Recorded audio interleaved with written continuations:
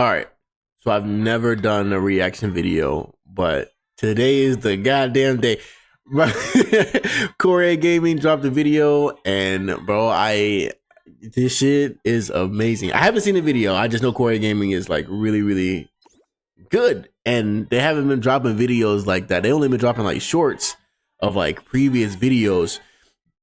But to be able to experience like actual video for the first time, that's pretty good. Like I got into Corey Gaming like 2 years ago, and like having this here now, I think it's pretty cool. So that's what I'm gonna try to react to. It's on how to reduce salt. I seen like 1 minute already. I was like, yo, I should probably react to this. Yo, hopefully it's like like some good shit. My daughter's watching shit in the background. Yeah, I know I cuss a lot. So, oh well. I wonder what the heck Corey Gaming has to say about how to reduce salt, because I can already tell Punk said some crazy stuff, which is kind of ironic, but whatever. We're gonna get into it. So, do you like making people feel salty? Wait. Oh yeah, I love making other people salty. It's one of my favorite things. Like especially when I can make someone's family salty. So like someone's family will travel to a tournament with them or something, and they're right behind them playing. I love that feeling when I beat them and I see them either crying or they sad or whatever the case may be. That is the best feeling ever in my opinion. Wait a minute. Didn't Tokido do him like that?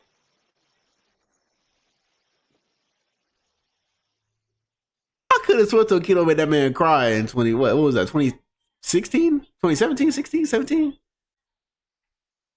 Yeah, he played Akuma and yeah.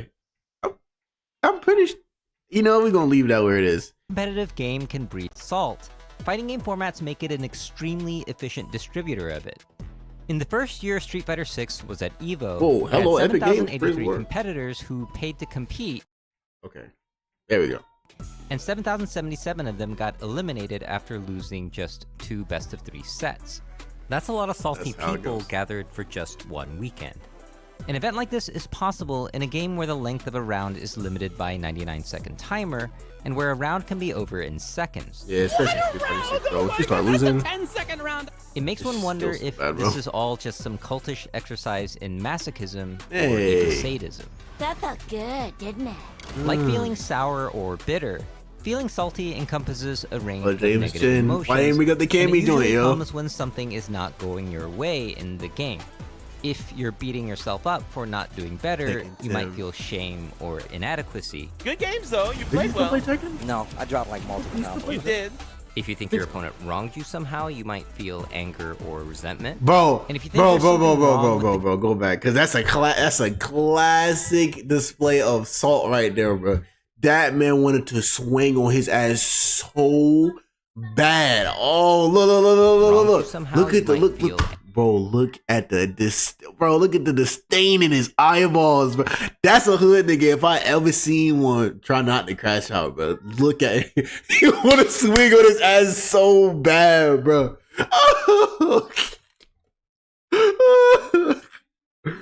Yo, me and Sneezy be getting like that sometimes, though. We do. It's been about 2 years since I played with that motherfucker, but yo, anger or resentment. And the thing about it, like, I don't want to say GG, but I might. I should. He didn't have to, because he broke his arcade stick. This shit was funny. And if you think there's something wrong with the game or environment, you might feel despair and frustration.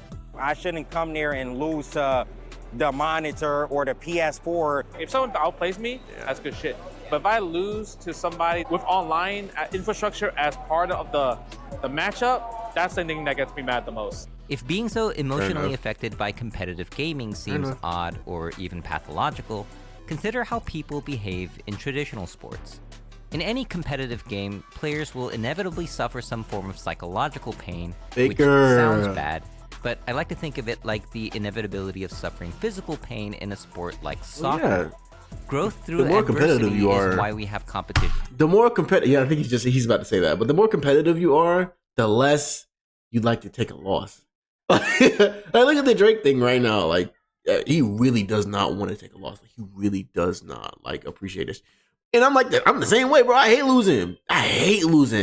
you know, story time. Like, my the reason I'm in fighting is right now is because of my dad, right? And he instilled that competitive nature inside of me. We used to play Tekken 3 a lot, and it was just the demo disc, and he would just play Xiao Yu, and I would play Eddie because like he's black and he's breakdancing. Duh, obviously he's not breakdancing, but still, like, and he would make me cry, bro. Like I would cry, and he would laugh in my face, bro. I'm like 4 or 5 years old, bro. He would laugh in my face, and from then on, bro, I was like, bro, I'm never gonna lose again. Of course, that's just impossible. But to instill that, like, that drive came from that, and just him instilling that competitive nature in my body to not be laughed at and lose. Like that's like that, bro. That's where it comes from for me, at least. You know, and now I have kids, and I definitely, boy, when my first one plays Mario Kart, oh my god, bro, I'll be laughing. I ain't gonna lie, I'll be laughing. Hell yeah, I'll be laughing, cause I ain't gonna say flug them, but get better, I guess. I mean, years of experience, you gotta get there. In the first place, and it's also why we have coaches. But if you're like most people, you probably don't have a coach, and you're probably not going to get a therapist just because you hate Blanka. So is it possible to reduce salt on your own?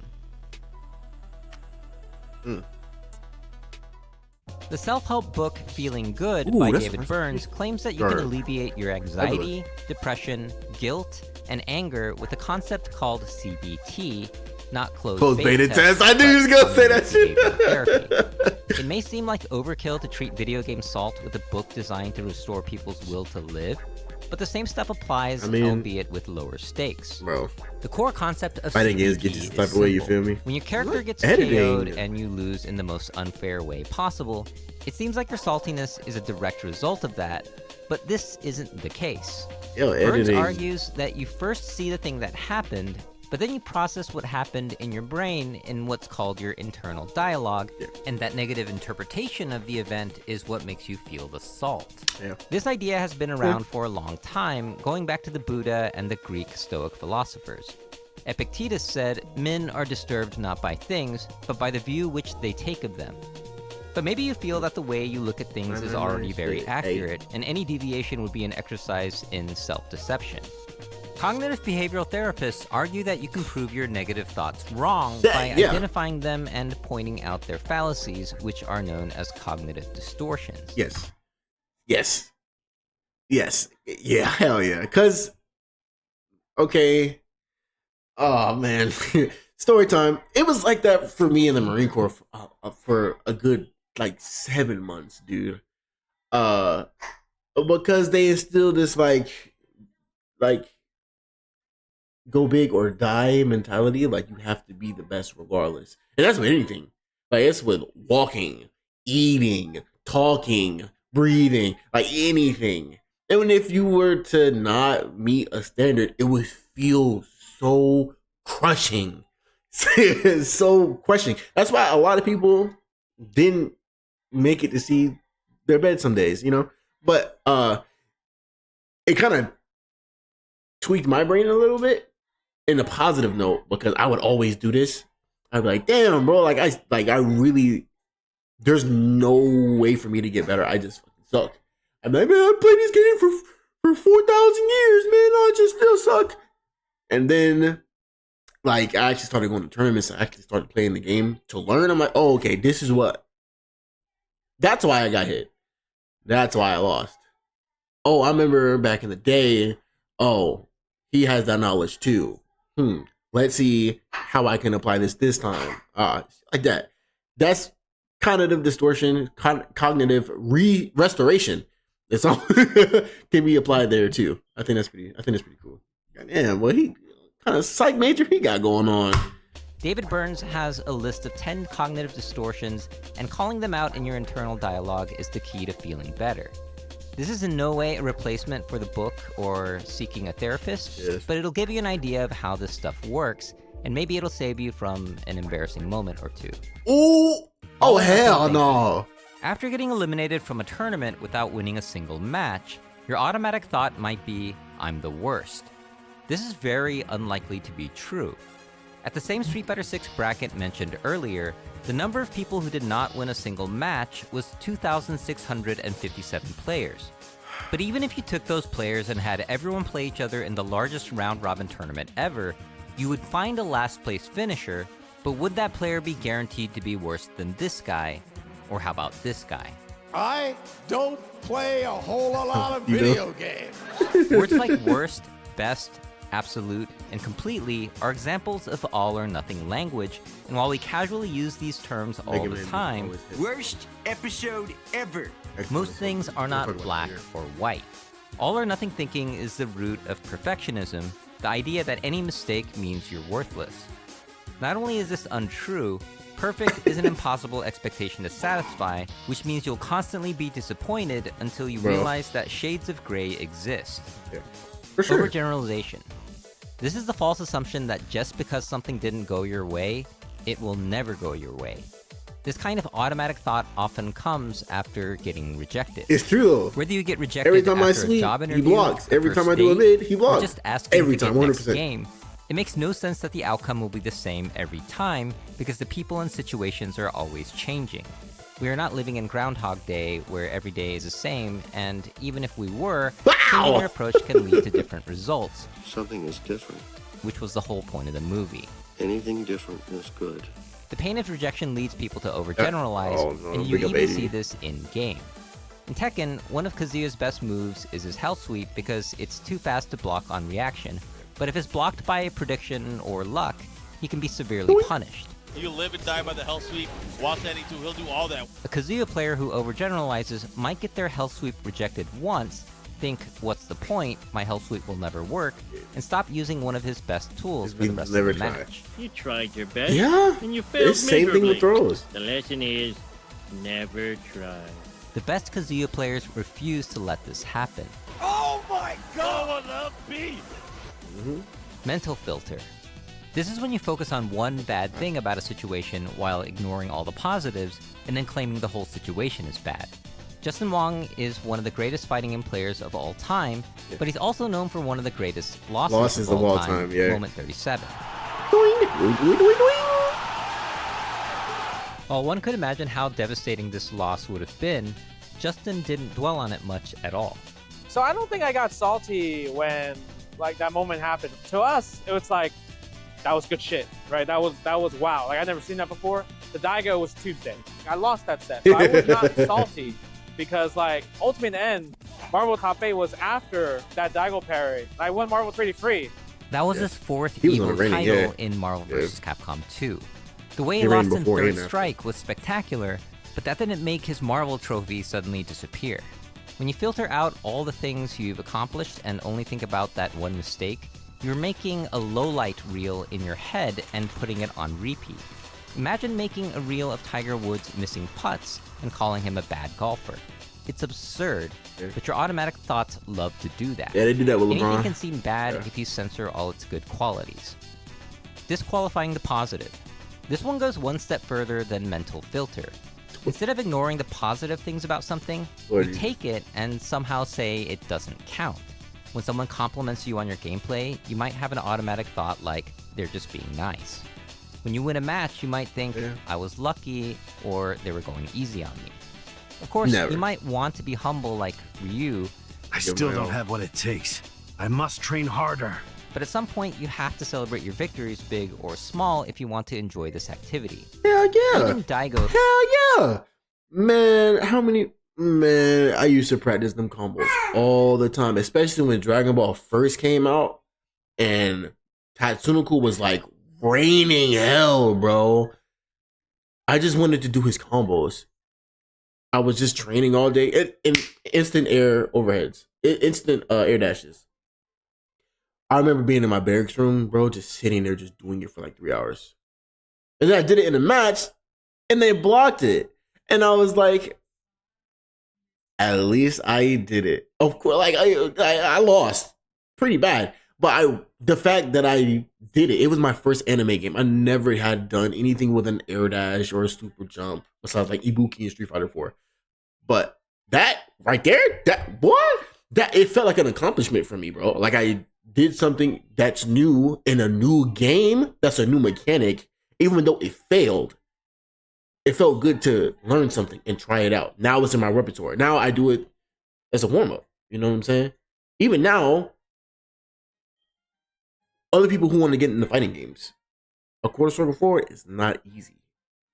So they'll just mash buttons. But then when they want to sit down and learn, when they do that quarter circle forward, they're like, oh my God, this is amazing. I'm the best. And then, of course, I'll just jump over the fireball and kill them. But the fact that they did it is the best part. That's the best part. At least to me. I like that.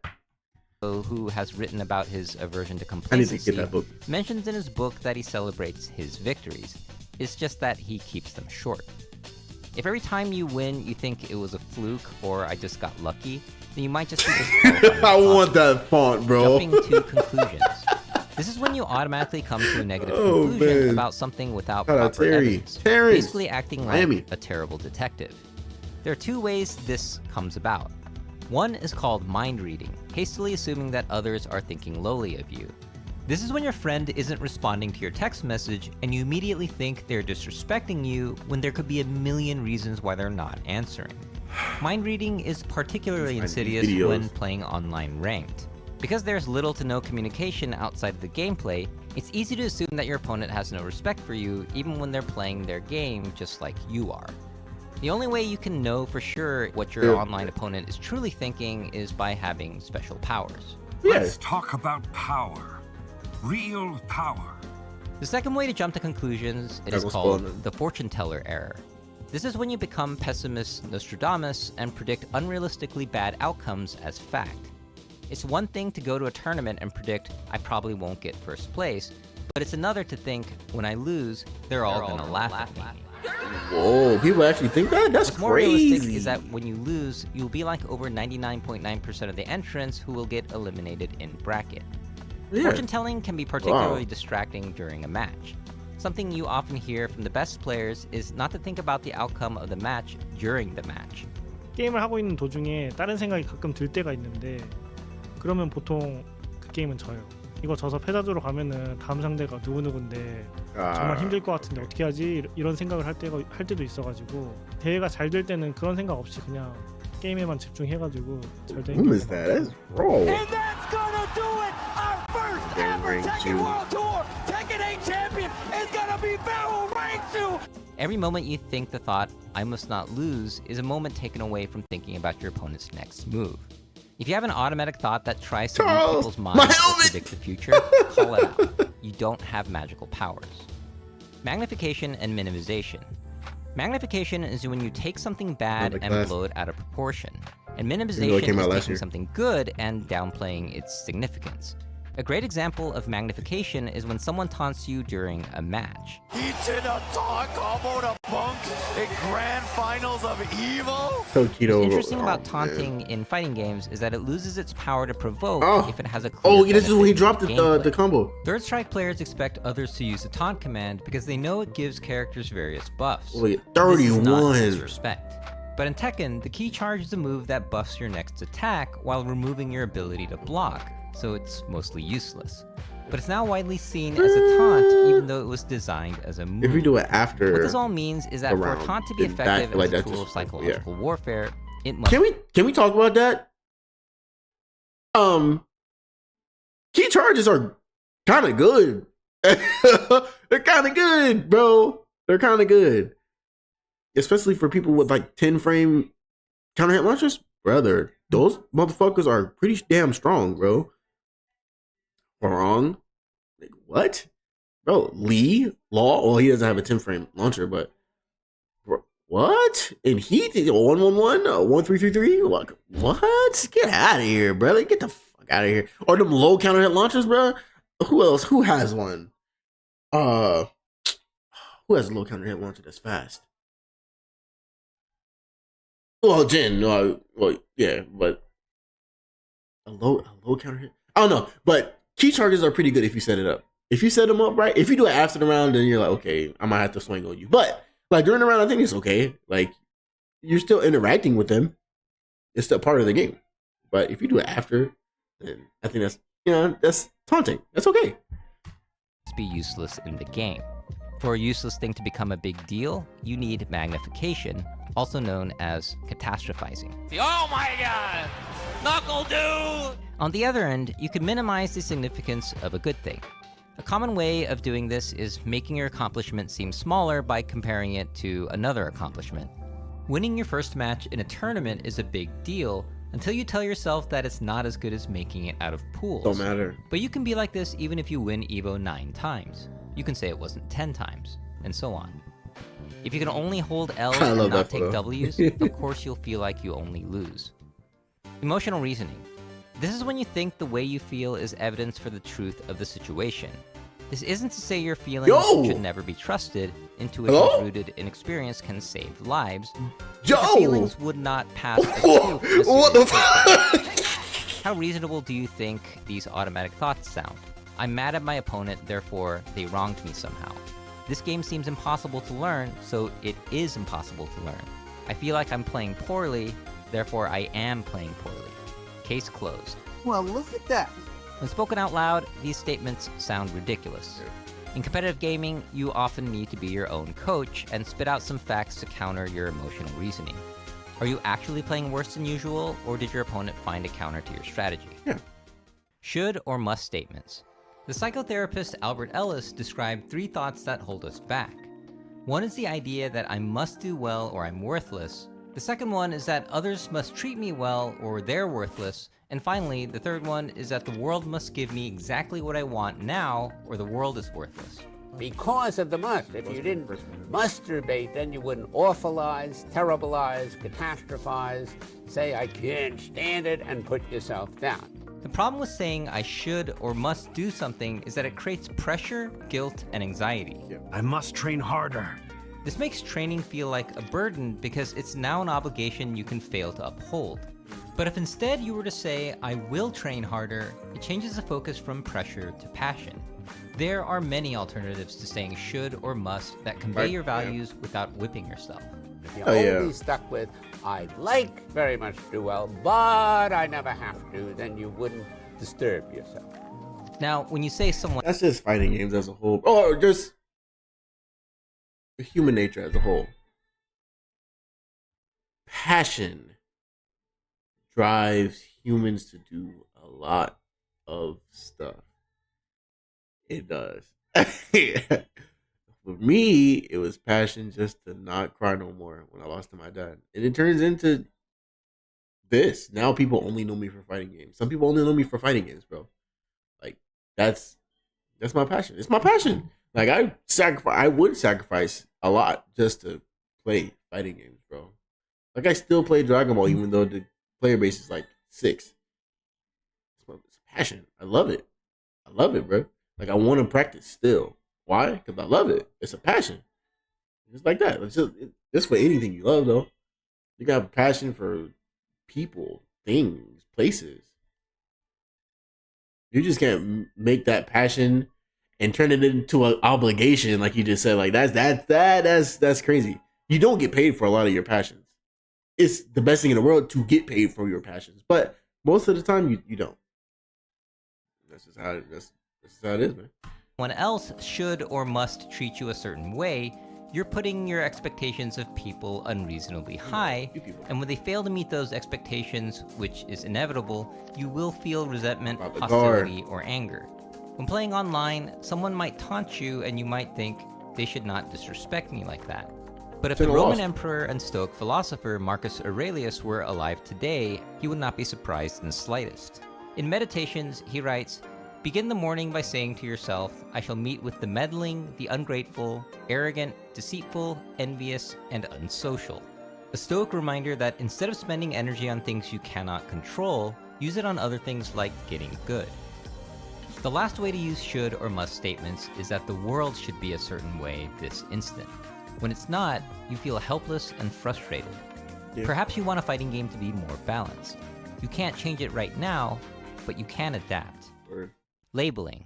What if in Street Fighter, instead of saying you lose each time you've lost, it said you are a loser? Oof. This change would not go unnoticed because we know there's a huge leap between losing a game and becoming a loser. That's because the word loser is a label, and the problem with labels is that it reduces a complex human being into a simple stereotype. If losing in a game made you a loser, then the best players of that game are all losers because they've lost more games than anyone. Using negative labels on yourself only serves to make you feel worthless. So pretty. Conversely, you can use negative labels on others to protect your ego, but it generates hostility and prevents self-reflection. If you call your opponent a coward, it's on them to change, but if you call them a defensive player, it's on you. No. No. No. No. First of all, if it's online and they can't hear me, I'm cussing their ass out. Let you block a DP. You a bitch. I'll let you block a DP. Let you reflect bait me and I lose to a TOD. You're not better than me. You just got lucky. For sure. In the moment, hell yeah. What the hell? Hey, kiss my ass. I understand what he's saying though. But if he a coward because he's running away the whole game, I'm gonna try to find a way to beat it. But in that moment, for those like 16 milliseconds, you're a coward for sure. For sure, brother. It might feel good to label others, but it won't help you win. Hell no. Personalization. This is when you put way too much blame on yourself for a negative outcome. This can lead to guilt and even apologizing for things out of your control. I was playing against a player and I was about to lose the set. It was like a pretty close set. I played this character named Hawkman. He had the super that he could charge up to full charge and it would become unblockable. It's really bad. You have to be like asleep at the wheel to get hit by this. But I was like, wow, I'm gonna lose the set. I gotta make something happen. So I go for this really gimmicky setup and I win. And I'm like, oh my God, I am so sorry. It turns out when you lose in a tournament set, the last thing you want to hear is the guy apologizing to you. Being a stupid kid that I am, I was like, I'm sorry for saying sorry, and then it just like kept getting worse and worse. And then bro, I do that shit all the time, bro. That's what be getting sneezy mad sometimes. Cause I be like, no, it be getting my little mad. Cause I play him. He likes fighting games, but he's just not as good as me. So like, whether it's Sparking Zero, Street Fighter 6, Tekken 8, Dragon Ball Fighters, DNF Duel, like I'll be like, I'm sorry, bro. And he'd be like, shut the fuck up, bro. I say sorry as to cushion the blow of the blow I'm about to give because I'm about to crash your ass. Pause. But obviously, he's my friend. I'm not gonna say sorry to like somebody I meet on Discord and start GG in the chat room. And I'm like, sorry, and then I hit him with a rage art. Like that's crazy. That's crazy. Eventually, one of my friends said it, Willie, he said, they shouldn't call you wall jump man. They should call you apology man. We do this because taking accountability is respectful, and it's why when accepting a loss, we say things like, this loss is all on me, I didn't train enough, and I will work hard to do better next time. But is anything really the result of one person? Imagine how strange it would be to win a tournament, go on the mic, and just say, this win is all because of me, and I deserve all the credit. Not a single person helped me in any way to get to where I am today, so thank me and good night. Neither of these statements make much sense. Whether the one who loses can attribute the loss to anything else without sounding like excuses is another matter. But the truth is, no outcome, good or bad, can be entirely attributed to one person. Now that you've gotten an idea of the 10 cognitive distortions, you might have noticed a couple of things. A person who purposefully tries to exacerbate your distortions is often called a bully, and someone who tries to fix your distortions are usually called a friend. We tend to be our own worst bully. You'll die by your own hand. But rarely do we treat ourselves like a friend when we have a negative automatic My dog, yes sir! Boy, I do this a complete failure, a lot because I'm all I got sometimes, but you feel me? Win quote to yourself, when you would never call your friend a complete failure who's in the same situation. You would likely say something like, a single loss doesn't make you a failure, which is true, so you wouldn't just be lying to spare their feelings. Why not treat yourself like your own best friend when you have cognitive distortions? This is what David Burns calls the double standard technique, and it's powerful because it makes sense. Yeah, that makes sense. But even with ways to reduce salt, not everyone wants to be salt-free. Kind of editing you If you got could going press a on? magic button that made all your salt and negative thoughts go away, would you do it? No, I would never press that button. I would never press that button because sometimes, you know, we get motivated by salt, I think. People who don't get salty aren't winners, in my opinion. I don't think there's a player that I know that don't get salty that wins. Every single player that y'all see win, What did I say at the start of this video? or NBA championship, NFL, Super Bowl, whatever the case may be, every last one of them, you can find extremely salty clips about them. So I think no one who wins anything in life is happy all the time. You know, it's just impossible. You have to have that little salt because that's like the competitive edge. If you don't have that, I feel like you can't really go far in competitions. For me, salty is necessary Oh for me my to realize what's wrong. So salty itself is okay, not bad. It's up to you how to use it. So if salt is a fuel that motivates players to get better, then why I are we give a lot trying to to people, eradicate yo. it? Thinking I'm a complete failure after losing means you have high standards for yourself. Getting angered by your opponent taunting you likely means you have a sense of dignity and fairness. When you personalize a negative outcome, even if it wasn't your fault, it shows that you are empathetic. So instead of a magic button, Burns suggests you think of it as a magic dial. For example, I'm a complete failure dialed down is I wish I did better, which serves the same purpose without making you overly sad. By toning down the excess salt instead of removing it altogether, you can still do you while having enough salt to season your next victory. Use your salt from today to season your next victory. So the question remains, why play competitive games that put you through all this? Punk, yeah. There's a quote that me and Sneezy used to say, and I almost got it tattooed. I might still get it tattooed. And it was something that Yipe said a while ago. He said, sometimes you gotta get washed to get clean. And it kind of like changed how I view losses, like crushing losses. Because the only way to get better is through experience, at least in fighting games. And a lot of those experiences come from losses. So losing kind of teaches you how to win. You know?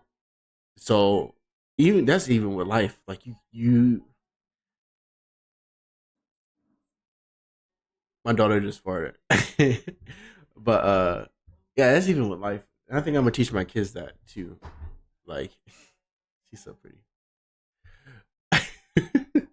What's up, girl? I know. She eats her spaghetti and then she just walks away. Yeah. Sometimes you gotta get washed to get clean. So you can do the washing. I mean, he's got to feel some kind of way after that. What a crazy run. Because playing with others is a chance to learn about That boy yourself. was mad as fuck, boy. Death. He finally did it. You can say anything you want about this kid. He is an He kept trying, though. You can never take that away from him. In the book, The Anxious Generation, Jonathan Haidt argues that children need to go out and play more with real people instead of being isolated to their smartphones and other screen-based activities. We have overprotected our children in the real world and underprotected them online. He writes, "It is an unsupervised, child-led play where children best learn to tolerate bruises, handle their emotions, read other children's emotions, take turns, resolve conflicts, and play fair." Though he acknowledges the benefits of gaming, he is skeptical that online gaming could be as beneficial as hanging out with friends in the real world. I agree, which is why I think offline gaming is the perfect complement. Yeah. This is where your ability to accept defeat and handle emotions is tested in front of real people. Yeah. Tell the salty guy, you know, that whatever your behavior is, be it salt or rage, it's gonna affect other players. Most of the people, when I told them that, You know, they tend to control their salt better. They're forced to control because they don't want to look bad. Look bad, yeah. And in that way, they slowly improve, but they start to learn how to control something they never ever do. So it's effect that, it's a chain effect that eventually I realized it works very good and it became very healthy for the whole community. You know, it's like you're basically processing the salt to become a better person, right? You're not letting that, you're not acting on emotions right away. So, you know, it's building character. And this is why I feel the offline open bracket fighting game tournament is so valuable. Look at Jin. I never want to see it die off. No. But you cannot deny the fact that rivalries and the true saltiness between players that almost turns into fighting, that gives everything so much stakes, bro. It does. Like, oh my god, the Filipino champ, Kane Blue River shit. This is my game, bro. If it was me, I probably would have swung on him. But Kane Blue River really like embraced the salt, and of course, like Filipino champ, that was his stick, bro. That made fighting games thrive in that era, bro. It did, bro. It did, dude. And I feel like that should have come back in a sense. It's kind of hard to do that because of all the policing that the internet does. You can't really just say shit and like walk away next set. You know what I'm saying? They'll probably bring it up like over and over and over again, especially on shit like X or like on Twitch. People are never going to forget your losses. And I think that shit is so lame. It is so lame. When it's just a beef set. It's just a beef set. We played, he was better. Okay. Boom. 2 years from now, I shouldn't have to hear about that shit. Besides, like Perfect Legend, because that's a fighting game like event. That's a canon event. But other than that, I think those salty, like, okay, man, fuck you too. Oh, okay. Well, we got a beef set going on. It's finna get cracking. Okay, cool. Of course, I don't want nobody to fight. That's crazy. I will ban you, or I would prefer you to get banned if you inflict bodily harm. That's a criminal offense, bro. What the fuck? But I think that stuff should come back. I think that's pretty cool. Final vestiges of face-to-face human interaction in competitive gaming where anyone can join, get salty, and fist bump afterwards. Yeah. This was Gerald from Corey Gaming. Thanks for watching. This video is sponsored by all you patrons and YouTube members who directly support this channel. It is greatly appreciated. Members get full access to all podcast episodes, including the ones featured in the video you just saw, as well as extended interviews. Honestly, I think salt is only a problem if it becomes physical. But you can still access the best bits of the podcast for free by checking out our new YouTube channel called The Core A Lounge. What was your kind of foray into Street Fighter, I guess, in fighting games in general? Were you like a Punch-Out person randomly or something that and later, I don't know. We'll also be moving our live stream over there. And if you like what you see, please consider subscribing to the new channel. Thanks for your support, and see you next time. Hell yeah, dude. Yeah, so really, dog, like, shout out to Corey Gaming, shout out to Gerald, bro. Like, every video he ever puts out always gets the shit turning in your brain that you've already probably been thinking about in the fighting game sense. And I'm glad that he exists for this to happen in fighting games. Because people like esports, the score, shit like that, they exist, but it's not really tailored to us. You know what I'm saying? I appreciate Gerald, bro. I really do. His editing, the calmness in his voice, his knowledge about what he talks about, I really, really appreciate Gerald, bro. If I had a chance to meet him, bro, I'd definitely give him some dap, bro, for real. But as it pertains to the video, though, I think salt is a good thing, and it should be a good thing. It should. It shouldn't be looked at negatively, bro. It needs to exist for you to be better. There's no way for you to get better if you are not salty. That means you do. Okay. As a person with immense passion for this, I think if you're not salty, bro, you are not passionate about what you are doing or what you're doing, bro. Like, when I lose, bro, I get upset. I might uninstall the game. Maybe. Like, I uninstalled freaking Sparking Zero. I'm gonna download that bitch like in a week. because I have a passion for Dragon Ball, duh. But in that same token, it's my passion that's driving me to play the game. Even though I can't really practice it, I don't really have a passion to play and get better at the game. I have a passion for what the game is. You know what I'm saying? I get salty because I lost. Duh, I want to be good at what I'm doing. Maybe I take a different approach. Yeah, exactly what she said. Take a different approach to it so I don't be salty as much. But still, though, even with Tekken, Dragon Ball, Street Fighter, dude, I know I'm not the best, but that salt of losing to somebody who I think is like on my level, it gets me, okay, I'm finna go and lab this because I shouldn't have got hit by that. I shouldn't have lost that. So let me go train to get better. That's why I think salt is appropriate. I honestly think there's nothing wrong with salt. Of course, when you bullshit with friends, yeah, it can get pretty hectic and you don't know what's what. But as long as stuff doesn't turn physical, because some people don't take physical altercations really well. People like to do other crazy stuff. Look at the Madden thing like 10 years ago. You know what I'm saying? So, yeah. Thank you, Gerald. Thank you for tuning in, dude. I got to edit this all up. This is my first reaction video to something like this. Shout out to Sajam and Monson Obama because they really give me inspiration to do this type of stuff. Yeah, thank you for watching, dude. It's pretty cool to actually sit down and do this fighting game stuff, dude. I swear.